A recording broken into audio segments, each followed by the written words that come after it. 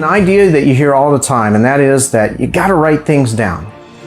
If you want to achieve a goal, you got to write it down. If you want to change a habit, you got to write that down. If you want to get something done, you've got to write that down.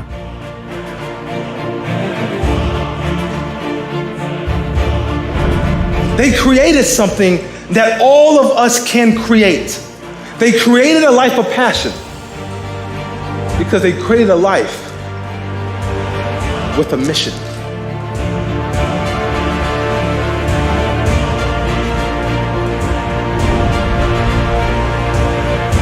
I do believe, however, you can find a vision, right? In other words, it doesn't have to be yours. It can be someone else's.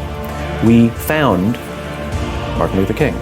We found Mahatma Gandhi. We found Steve Jobs. We found Richard Branson, Elon Musk, the visionaries. And people go, I love his vision. So organize your business around that, right? You don't have to have a vision, but I do believe you have to find one.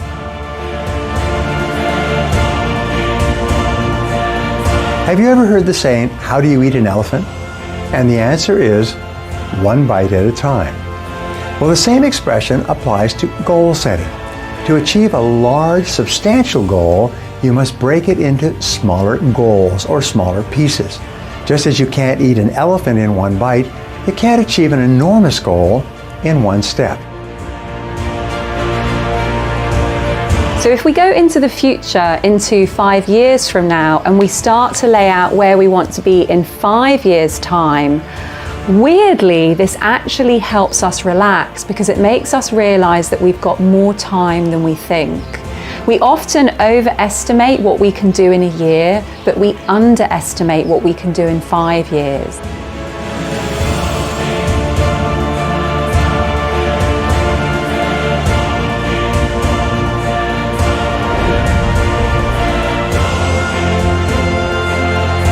Patterns that you spot really quickly if you interview hundreds of world-class performers, and I just interviewed 130 or so for my new book, Tribe of Mentors, is the fact that they have consistent morning routines. They have some type of recipe, a boot-up sequence that they use to win the day in some fashion. So, just as when you wake up, you want to slowly ease into the day, you also, at the end of the evening, want to prepare your body and you want to prepare your mind for sleep. Adding a shutdown complete time. The shutdown complete time is a time when you say, I'm not going to check any electronics anymore. I'm going to shut down my PC, I'm going to shut down my smartphone, I'm going to shut down my TV, and I'm going to do something that is relaxing and prepares me for sleep.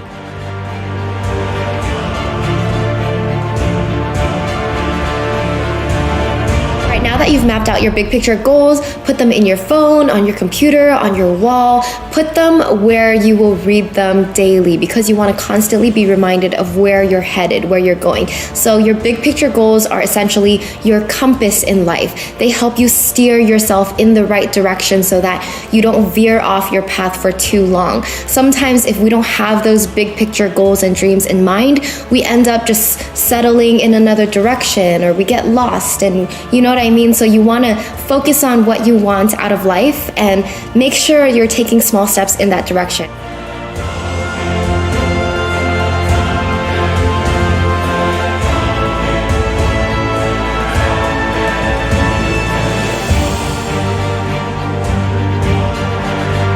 You know, there's a lot of different people out there who wish things were different. They dream of a better life and they hope one day things will get better. And then there's a whole other group of people who are making it happen. Now this second group doesn't hope or wish for a better future, they invent it.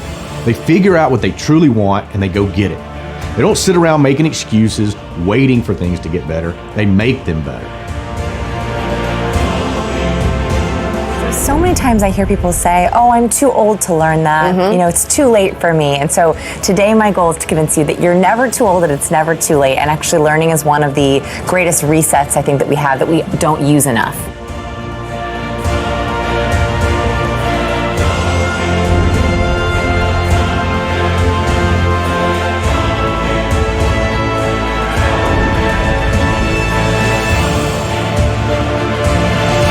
Need to do is come up with a set of tools that are going to help us check in with our goals and our progress so that we know the small steps to take every day to help us get to the finish line.